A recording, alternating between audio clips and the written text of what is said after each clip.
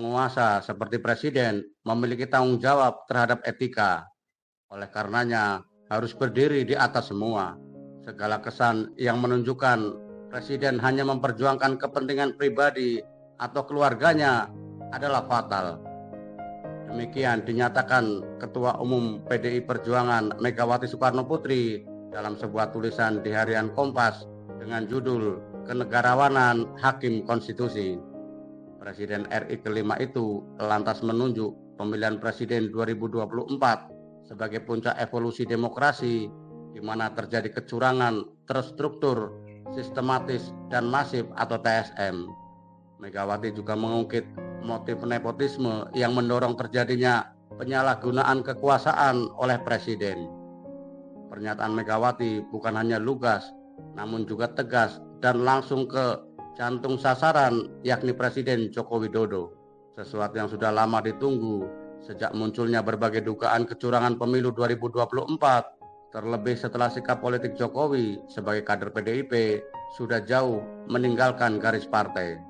Bukan hanya kepada Jokowi, Megawati juga menuntut kenegarawanan Majelis Hakim Mahkamah Konstitusi atau MK sebagai dimensi atau bagian tanggung jawab bagi pemulihan etika dan moral.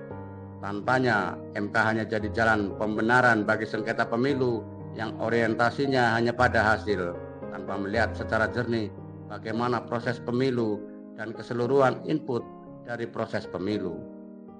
Dalam tulisan tangan yang beredar, Megawati juga menulis, tidak ada kekuatan yang menghalangi fajar menyingsing di ufuk timur.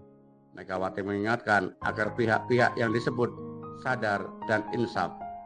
Ingatlah, nama-nama kalian akan tertulis dalam sejarah Indonesia, seru Megawati. Tidak lupa, Megawati juga menulis amicus curiae atau sahabat pengadilan, sesuatu yang lazim dikirim oleh pihak-pihak yang peduli pada perkara yang sedang disidangkan di pengadilan tanpa dirinya secara langsung menjadi pihak yang berperkara. Tulisan Megawati merupakan harapan agar Hakim MK yang tengah menyidangkan perselisihan hasil pemilu atau PHPU 2024 memberikan putusan yang adil, karena MK memiliki tanggung jawab untuk memulihkan kemerosotan etika dalam bernegara yang dimulai dari putusan Mahkamah Konstitusi. Proses PHPU sendiri tinggal menyisakan 2 kali sidang. Pertama, pembacaan kesimpulan oleh pemohon, yakni tim hukum pasangan Anies Rashid Baswedan Muhaimin Iskandar dan Ganjar Pranowo Mahfud MD, serta oleh termohon, yakni Komisi Pemilihan Umum atau KPU, pada tanggal 16 April 2024 mulai pukul 16 sore. Sidang kedua atau terakhir adalah pembacaan putusan PHPU Pilpres 2024 yang akan digelar pada tanggal 22 April 2024. Untuk diketahui, putusan MK bersifat final dan mengikat. Artinya sudah tidak ada upaya hukum lain seperti banding atau kasasi. Semua pihak, suka atau tidak suka, wajib menerima dan melaksanakan. Pertanyaan kita, apakah Majelis Hakim Mahkamah Konstitusi akan mendengarkan suara-suara dari luar ruang sidang yang diseru oleh para amicus curiae? Selain Megawati, sejumlah akademisi dan kelompok civil society juga sudah memberikan pesan agar MK dapat mengembalikan karut-marut politik dan hukum yang mengabaikan etika, seperti dalam putusan MK nomor 90 tahun 2023 yang menjadi landasan Gibran Raka Buming Raka yang saat itu belum cukup umur maju sebagai calon wakil presiden pendamping Prabowo Subianto. Dalam keterangan 4 menteri yang dihadirkan dalam persidangan PHPU, yakni Menteri Koordinator Bidang Pembangunan Manusia dan Kebudayaan Muhadjir Effendi, Menko Perekonomian Airlangga Hartarto, Menteri Keuangan Sri Mulyani, dan Menteri Sosial Tri Risma hari ini terungkap fakta jumlah anggaran bansos menjelang pemilu 2024 meningkat gratis dengan alasan sebagai mitigasi dampak El Nino. Oleh tim hukum Anies Muhaimin dan Ganjar Mahfud, gelontoran bansos tersebut disebut berkorelasi dengan peningkatan perolehan suara Prabowo Gibran. Jika kita melihat aura persidangan, sangat mungkin Majelis Hakim Mahkamah Konstitusi mengabulkan sebagian gugatan pemohon. Namun demikian, tidak sampai pada diskualifikasi pasangan Prabowo Gibran. Jikapun ingin adil, maka diskualifikasi hanya pada Gibran, di mana Prabowo harus mengganti pasangannya untuk mengikuti pemungutan suara ulang.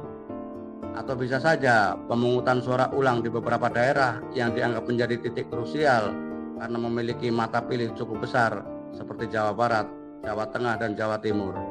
Jika Prabowo Gibran kalah sehingga perolehan suara secara nasional di bawah 50%, maka dilakukan Pilpres putaran kedua.